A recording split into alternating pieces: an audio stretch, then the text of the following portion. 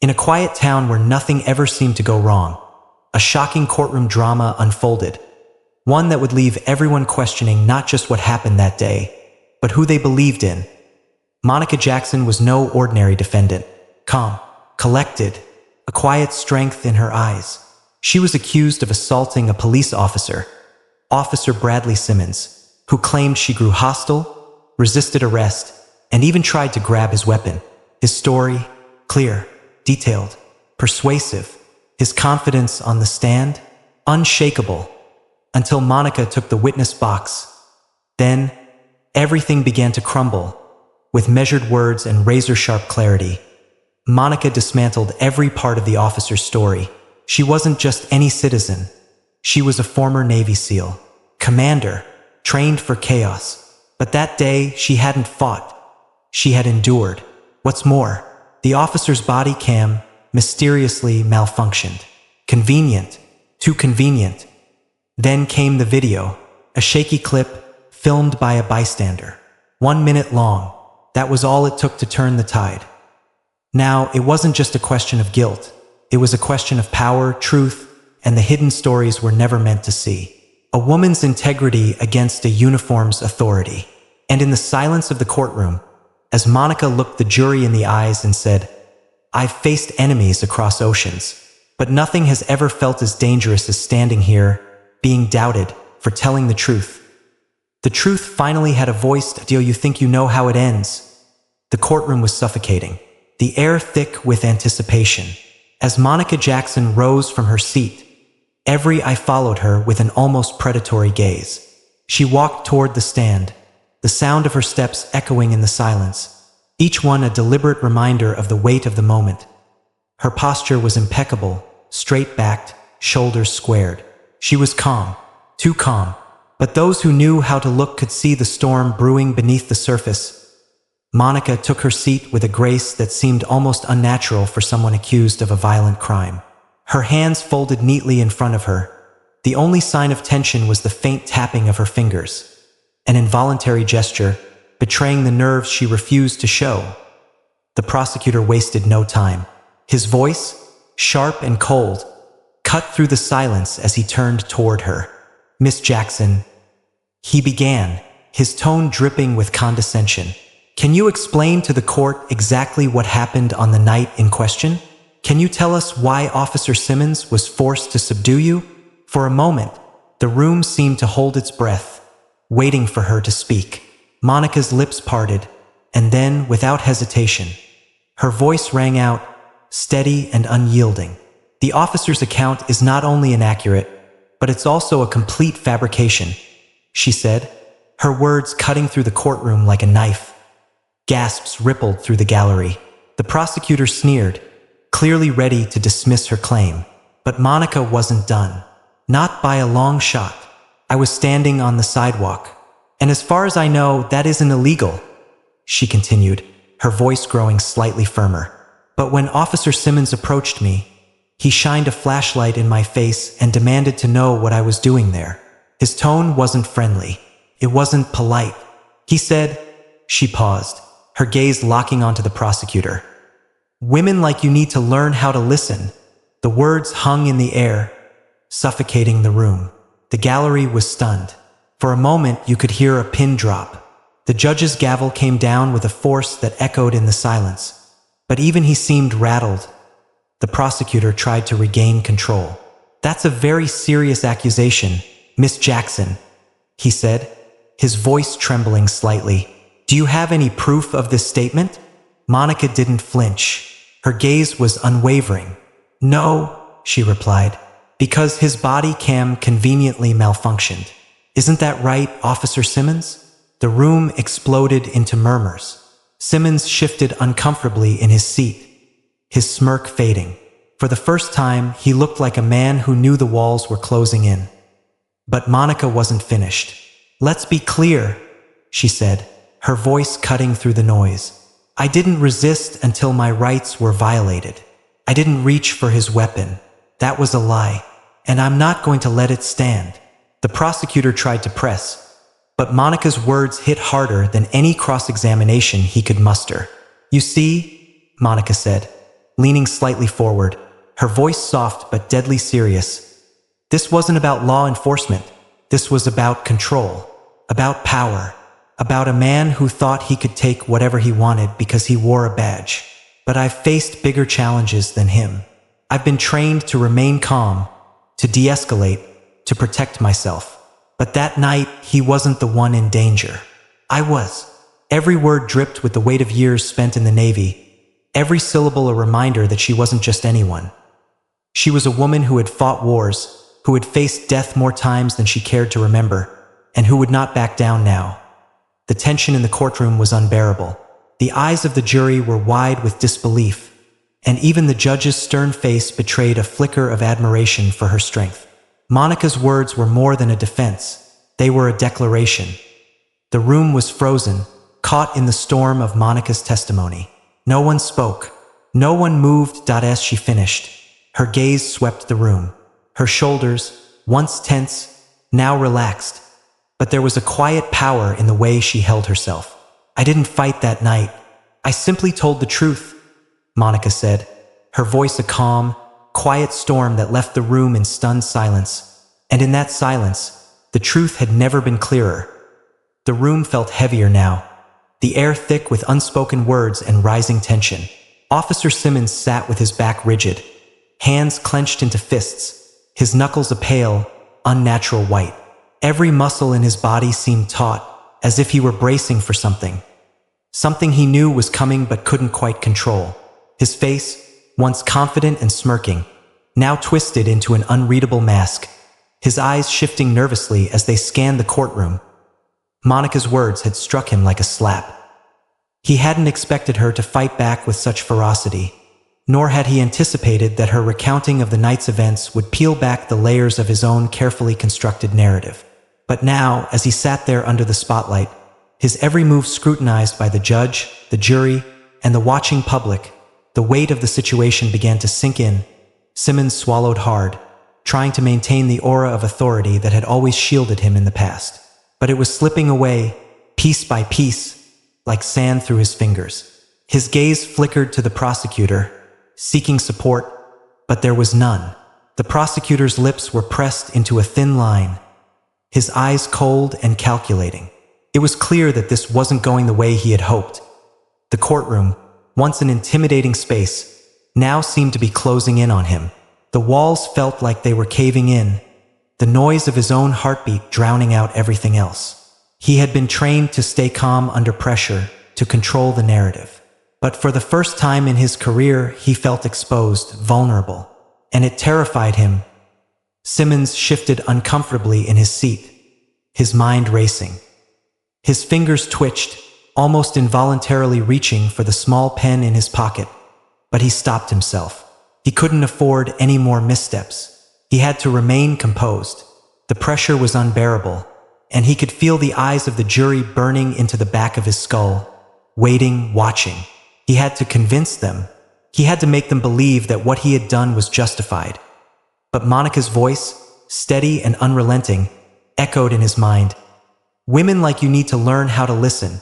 The words burned. How could she say that? How could she twist the truth so easily? He was just doing his job.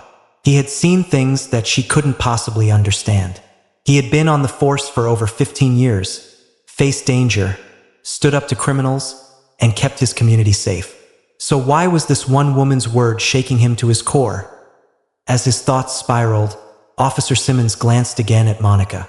There she was, calm, composed, fearless. She wasn't just a civilian to him. She wasn't just a woman on the street corner. She was a threat, a reminder of everything he had tried to keep buried, a symbol of a world he had fought to control. In his mind, she had crossed a line. Monica's testimony had cracked something inside him. He had always believed that, as an officer, he was beyond reproach, that his uniform, his badge, gave him power, gave him control. He was untouchable. But now, with every word she spoke, with every fact she laid out, that power seemed to slip further from his grasp for a moment. He allowed himself to close his eyes, to block out the judgmental eyes of the jury. He needed to collect himself. But as his eyelids fluttered shut, memories surged forth. Memories of the night in question. The flashing lights of his patrol car, the confrontation with Monica, the tension in the air. But something shifted then. The memory, once clear and sharp, began to blur. His recollection of the events became distorted, out of focus, like a picture pulled too far from its frame. That he had approached Monica that night with force, with authority. His tone had been harsh, demanding, but he wasn't ready to admit that. He couldn't admit it, not in front of everyone. He couldn't show any weakness, not in front of the court, not in front of his fellow officers, and certainly not in front of Monica. His fingers trembled slightly as he clenched them harder, the knuckles turning white again. His breath quickened, his throat dry, as if the very air he was inhaling had become thick and suffocating. He wasn't sure how much longer he could keep up the charade. But then, he heard a voice, sharp, demanding. The prosecutor, Officer Simmons. The voice sliced through his daze, dragging him back to reality. Can you explain why, after the altercation, your body cam malfunctioned? And why, when questioned, you couldn't provide a coherent account of what happened? Simmons froze. His mouth went dry, and his pulse surged in his ears. He was cornered now. There was nowhere to hide. The truth was slipping away from him, unraveling in front of everyone, and he had no way to stop it. The tension in the courtroom was suffocating, as all eyes turned toward him, waiting for a response. Simmons opened his mouth, but no words came out. His throat was too tight, too constricted. He could feel the sweat forming at his brow, trickling down the side of his face. His mind screamed at him to say something, anything, to salvage his reputation, to hold on to whatever shred of control he still had. But in that moment, as the weight of his own lies pressed down on him, he realized something. There was no going back. The truth was out, and no amount of words could cover it up now. The courtroom fell into a heavy silence as Monica stood at the witness stand, her gaze unwavering, her posture resolute. She was no longer the victim in this room. She was a fighter. Her past had carved her into someone who could withstand the weight of this moment. But behind her composed exterior, there was a history that few knew about, a story that, if fully known, would send shivers down anyone's spine. Monica had never been one to share much about her past. She wasn't the type to open up easily, to let people see the scars she'd earned over the years. She had learned long ago that the world didn't care for the broken.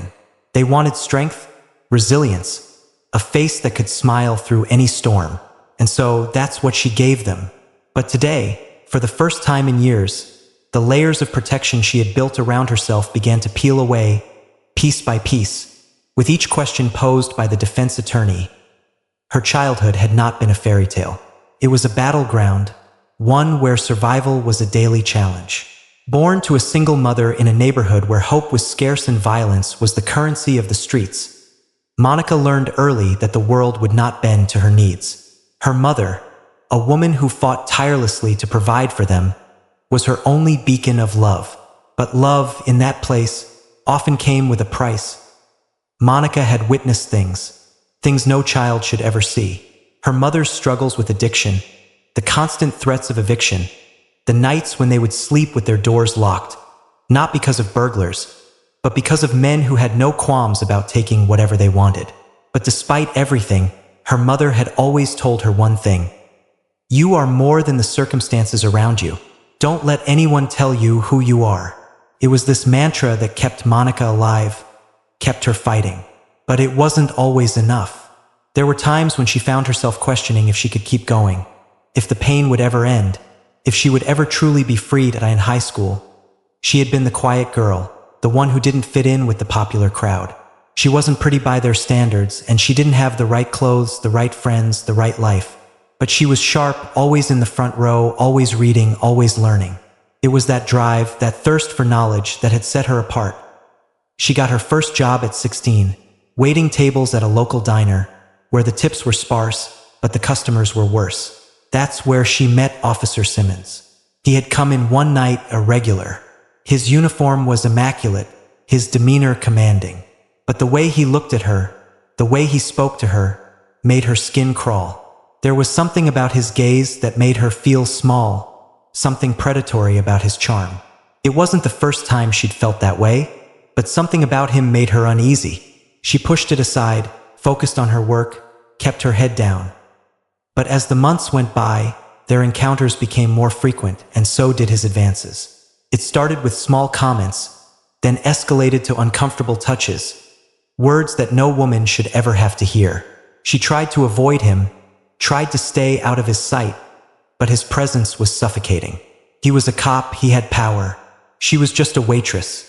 She had nothing. One night, after closing, he had followed her outside, his words slurred, his breath heavy with alcohol. She remembered the way he cornered her, how she had tried to push past him, but his hand shot out, gripping her arm tightly.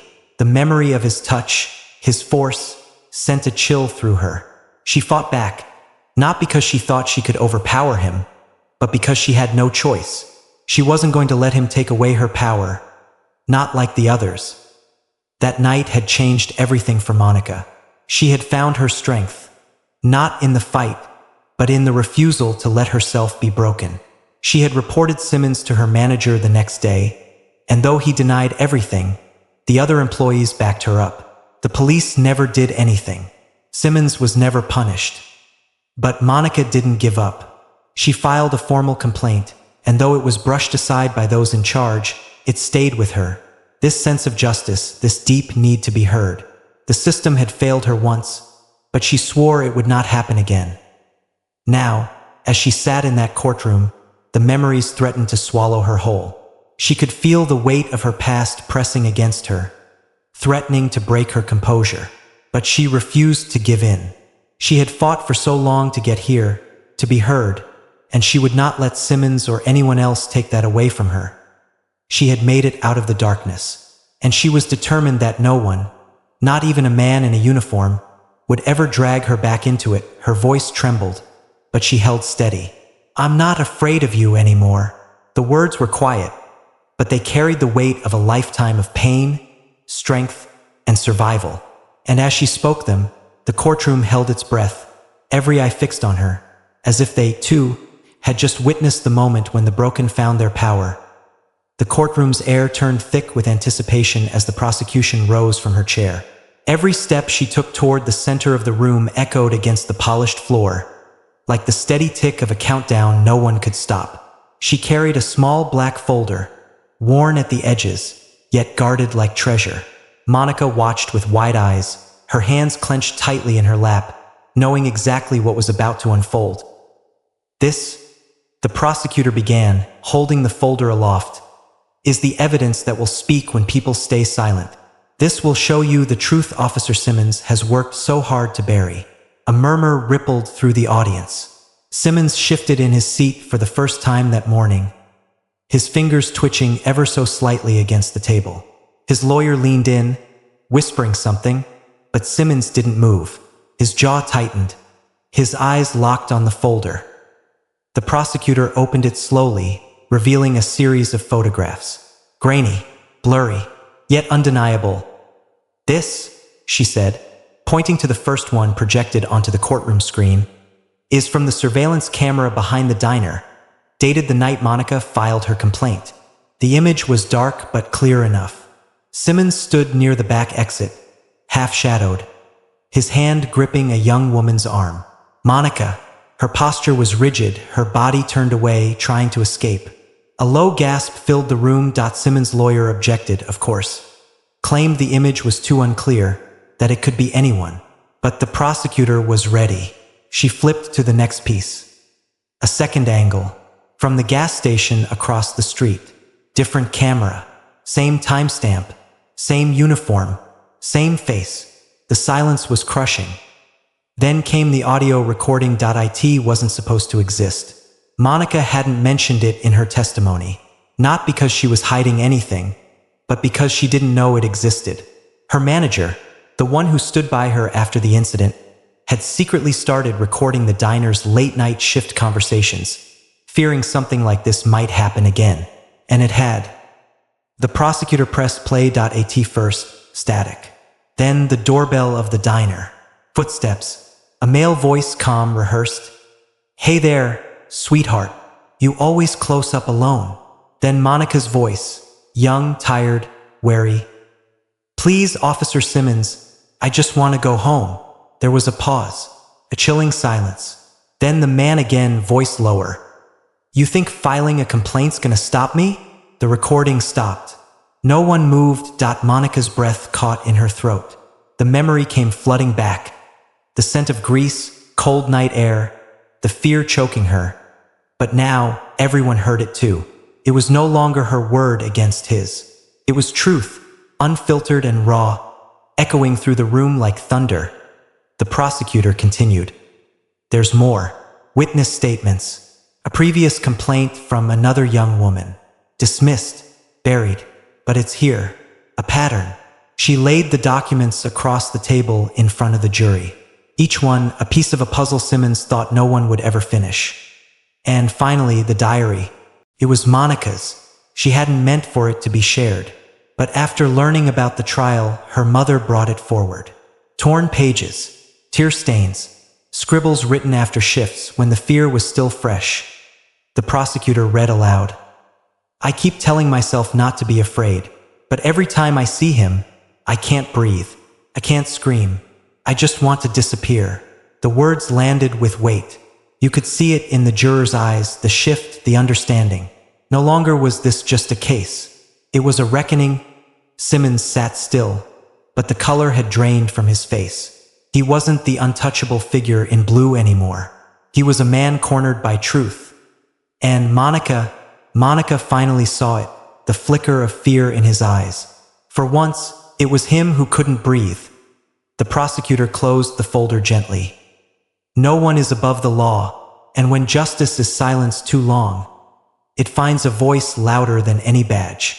And with that, the courtroom fell into a hush. But the silence now was not one of doubt. It was the quiet that comes before justice takes its final step. The courtroom remained eerily still, as though the entire building had taken a collective breath and was holding it in. The evidence had been laid out, the weight of it heavy in the air, and all eyes turned to the prosecutor. Her face, usually so composed and determined, now showed a subtle shift, something beyond the professional mask she wore. For a fleeting moment, her gaze lingered on Monica, whose face was pale but resolute, a quiet strength emanating from her that the prosecutor couldn't ignore.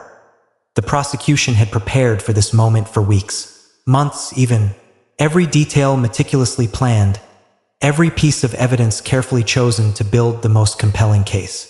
But in this exact moment, when the truth hung so palpably between the two sides, the prosecutor felt something unexpected stir within her. A fierce, almost personal drive. She had fought for victims before, had stood in the face of injustice countless times, but something about Monica's courage, about the way she had fought back when no one else would, left the prosecutor feeling vulnerable as the last piece of evidence was admitted into the record. She stood silently at her table, her hands now clasped in front of her, and let the room absorb the weight of what had just transpired. For a brief instant, the prosecutor allowed herself to glance at Simmons. His face, once proud and confident, now looked like that of a man on the verge of losing everything. His suit clung to his body, drenched in sweat, and his clenched jaw betrayed the fear that had taken hold of him. He was no longer an officer of the law. He was just a man who had been caught, and the enormity of his actions was finally crashing down on him. The prosecutor took a deep breath. This was what she had prepared for. This was why she had spent sleepless nights, pushing herself harder than ever before. But the reality of it felt different now. The truth was out. There was no turning back. She could see it in the eyes of the jury. Skepticism was gone. The doubt that had lingered when they first heard Monica's testimony was replaced with disbelief and shock. Still, as the tension simmered in the room, something deep inside the prosecutor began to twist. Was it enough? Was this all truly the justice Monica deserved? No matter how hard the prosecutor tried, she couldn't shake the feeling that the evidence wasn't just a way to expose Simmons. It was a mirror reflecting the broken system, the flaws that allowed men like him to rise, to manipulate and hurt those who had no voice. She felt a hand on her shoulder, pulling her back to the present. Her assistant, a young woman with a quiet intensity, was looking at her with concern. "Are you all right?" the assistant asked softly. The prosecutor didn't respond immediately. She stood there for a long beat, her gaze steady on Simmons, who was now squirming in his chair, his eyes flickering nervously. It was hard to believe this was the same man who had once commanded respect in his uniform. "I'm fine," the prosecutor finally said, her voice tinged with something almost fragile. "But this isn't over yet. It's only just beginning." With that, she turned back to face the jury, her voice ringing out in the silence that had settled over the room. "We've shown you the truth," she said, her words sharp and unwavering. "And now, it's your turn to decide. Will you stand by and allow this to continue, or will you choose to fight for what's right?" Her gaze swept over the jurors, one by one. She had seen their faces change, suspicion giving way to realization, doubt replaced with understanding. They knew now, the truth was undeniable. And for a brief moment, the prosecutor allowed herself to believe it. The truth would prevail. It had to. But then, as her words settled into the hearts of those in the room, she could feel the tide turning. The final step was coming, but it wouldn't be easy. Simmons was desperate, and desperate men made dangerous moves. She could sense it, the storm was far from over. This was just the calm before it broke. As she sat back down, her hands trembling slightly despite her best efforts to control them, the prosecutor took another breath, preparing herself for what would come next. The hardest part was still ahead, making sure this wasn't just a victory in the courtroom, but a victory for every woman who had ever been silenced, for every victim who had ever been ignored. The stakes were higher than she'd ever known. The weight of the case now felt heavier, but there was no turning back. The courtroom was a battleground of emotions, the air thick with anticipation. Every eye trained on the jury as they deliberated in their minds. The weight of the prosecutor's words still lingered, hanging like a thick fog over the room. Monica sat at the defendant's table, her hands folded tightly in her lap, her nails biting into the soft flesh of her palms. Her gaze flickered from the jury box to Officer Simmons, whose once defiant posture now seemed broken, like a man who had run out of road.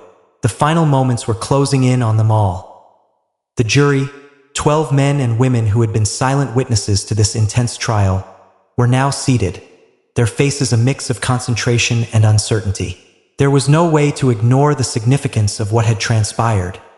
The evidence, the testimony, the prosecutor's unwavering drive. Yet, despite all that, there remained an undercurrent of doubt. Had the defense managed to cast enough shadows on the truth? Had the scales of justice tilted too far in one direction? One of the jurors, a man in his late 40s, shifted uncomfortably in his seat.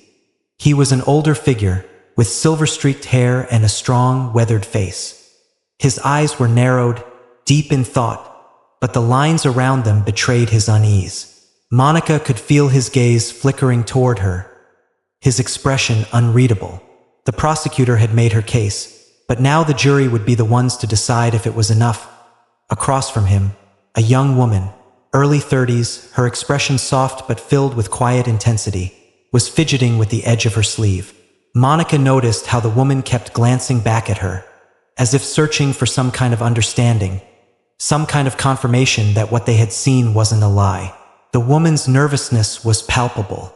Every movement she made seemed to carry the weight of a decision she knew was too important to ignore. She knew the truth, or at least believed she did. But what if she was wrong? Suddenly, there was a stirring in the jury box.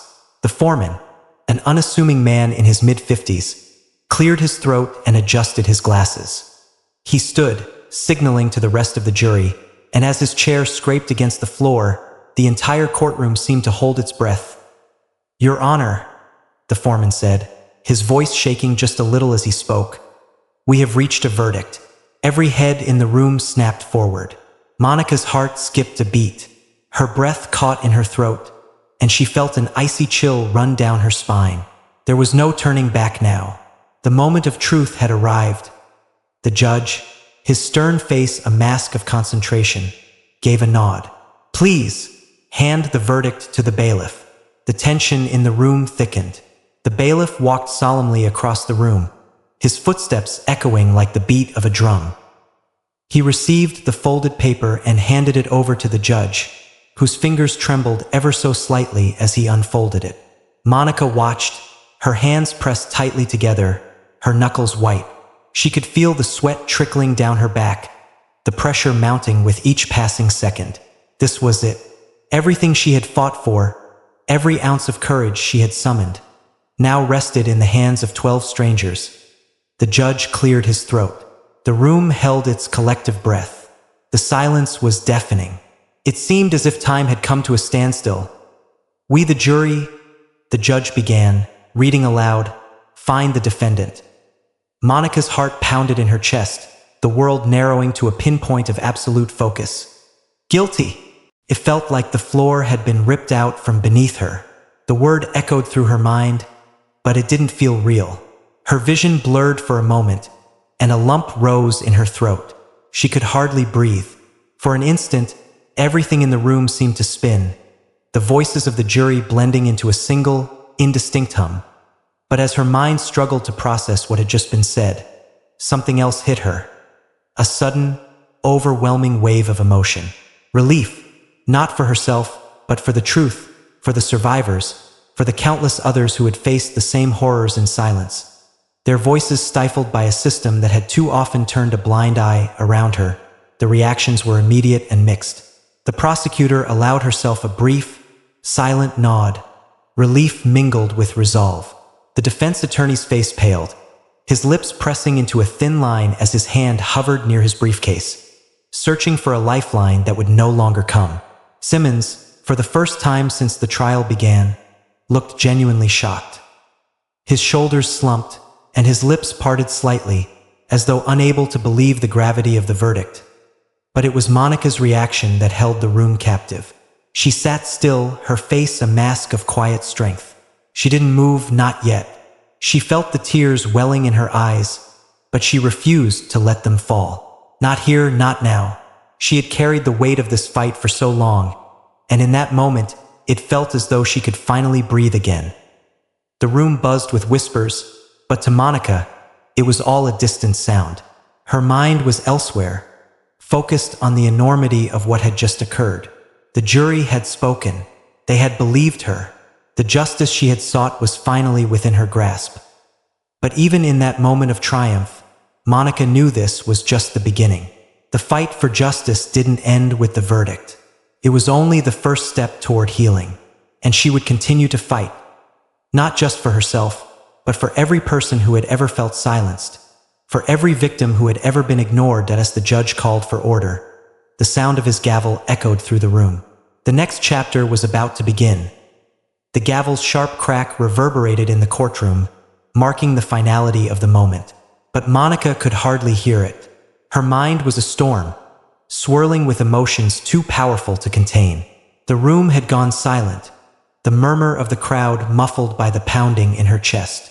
The weight of the jury's verdict was still settling on her shoulders, but something was stirring inside her. Something that needed to be said. She rose to her feet slowly, her legs unsteady beneath her, but she stood tall. Every step felt like a mile.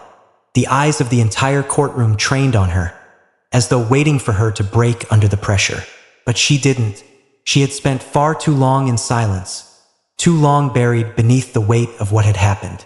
It was time for her voice to be heard, no matter the cost. The judge's eyes narrowed as he looked at her, perhaps expecting her to speak in anger or in fear. But Monica didn't feel angry, and she didn't feel afraid. She felt free. Free in a way she hadn't felt in years. "I stand here today," she began, her voice steady but carrying the weight of everything she had endured. Not as the woman accused, but as the woman who has finally found her voice. Her words rang out, filling the space between her and the judge, the jury, the spectators. Each syllable felt like a weight lifting off her chest, and yet each word was still heavy with the truth she had carried in silence for so long. "I know you may have seen me as the woman caught in a web of lies," she continued, her gaze sweeping over the room, making eye contact with each juror. "I know that, for some of you, my story seemed too unbelievable, too much to take in. And yet, I stand here not to ask for your pity, but for your understanding, for the courage to believe what you cannot always see. The truth isn't always black and white. It's often buried beneath layers of fear, shame, and pain. The prosecutor sat up straighter, but Monica ignored him, focusing instead on the jurors who had just given their verdict. She could feel their eyes on her, the weight of their decision still fresh in the air. They had heard her, they had believed her, but now she wanted them to hear something else. "I didn't ask for this to happen." Monica's voice broke, just for a moment. She swallowed hard, regaining her composure. "I didn't ask for the nightmare that has haunted me, for the years of suffering and silence. But I'm asking you, all of you, not to forget what you've seen here today. Don't let this story become just another statistic. Don't let it fade into the background like so many others." She took a deep breath, her chest tight with emotion. She had done it, she had spoken out. But now there was one last thing she needed to say.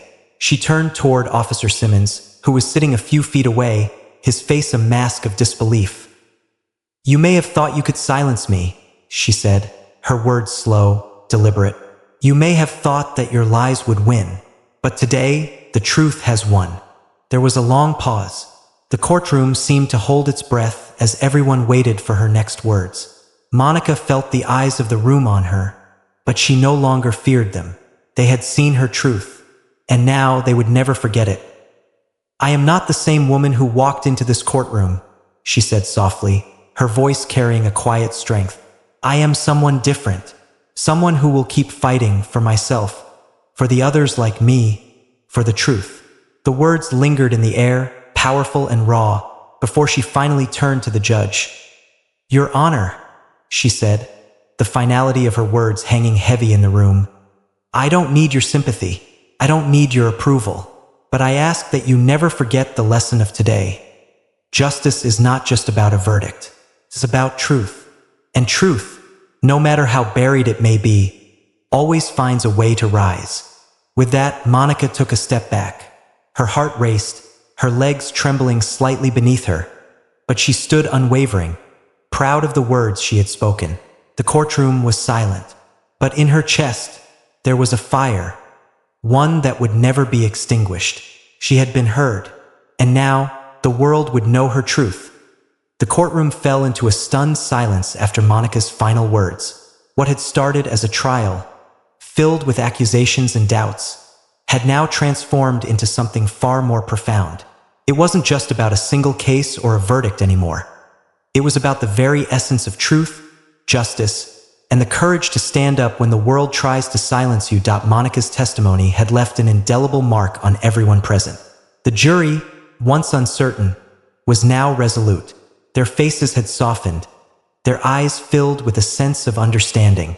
The prosecutors, who had once seemed unshakable, now sat back in their seats, their expressions muted by the force of Monica's words. Even the judge, who had maintained a composed demeanor throughout, seemed moved by the rawness and authenticity of what Monica had shared. But the real impact reached beyond the courtroom. The story of Monica's struggle was not just a tale of an individual's fight for justice. It was a reflection of the countless untold stories that remain hidden in the shadows, voices lost in the noise of a world that often fails to listen. Her courage, her willingness to speak out, ignited a flame that had been waiting to be kindled in the hearts of many who had been silenced, overlooked, or dismissed. For the first time, the public began to truly see the importance of truth, how it cannot be silenced, manipulated, or buried by power. The message Monica shared wasn't just about her personal victory. It was about the universal right to speak, to be heard, and to seek justice no matter how difficult the road may be. In the days that followed the trial, the media buzzed with headlines and discussions about Monica's testimony. Social media platforms were flooded with messages of support, as people from all walks of life reached out to express their admiration. Monica's name was no longer associated with a case. It was a symbol of resilience, bravery, and the power of standing up for what is right. But it wasn't just the world that was impacted. Monica herself had been forever changed. She had entered the trial feeling broken, unsure, and afraid. Yet, by the end of it, she had rediscovered her strength, her voice, and her purpose. She had faced the darkness and emerged into the light, a reminder that even in the most harrowing circumstances, there is always the potential for growth, redemption, and transformation. This story isn't just about the courtroom. It's about life, the challenges we face, and the importance of never giving up. Monica's journey shows us that no matter how tough the situation may seem, there is always a chance to make a difference, to speak our truth, and to inspire others along the way. Her victory is a lesson for all of us. We may encounter struggles, we may face moments of doubt, and we may feel like we are not being heard. But if we hold on to our truth and continue to fight for what is right, the world will eventually listen. Truth always has a way of prevailing, no matter how long it takes. So, what can we learn from Monica's story? The power of self-belief, the importance of courage, the undeniable truth that justice can be achieved, and that sometimes the bravest thing we can do is simply speak out. Monica's testimony is a call to action for all of us. It reminds us that each voice matters and that we are stronger when we stand together, united by truth. So, if you've been inspired by Monica's courage, or if you believe in the importance of justice and the power of truth, I encourage you to subscribe to this channel. Let's continue this conversation, share these stories, and be a part of the movement that makes the world a better, more just place for all. By subscribing, you're not just staying updated on the latest stories, you're becoming part of something bigger. A community that values truth, justice, and the strength to overcome obstacles. So, join us today, and let's create a world where every voice is heard and every truth is honored. Because, like Monica, you have the power to change the world. All it takes is one brave step, one honest word, and the courage to speak. You.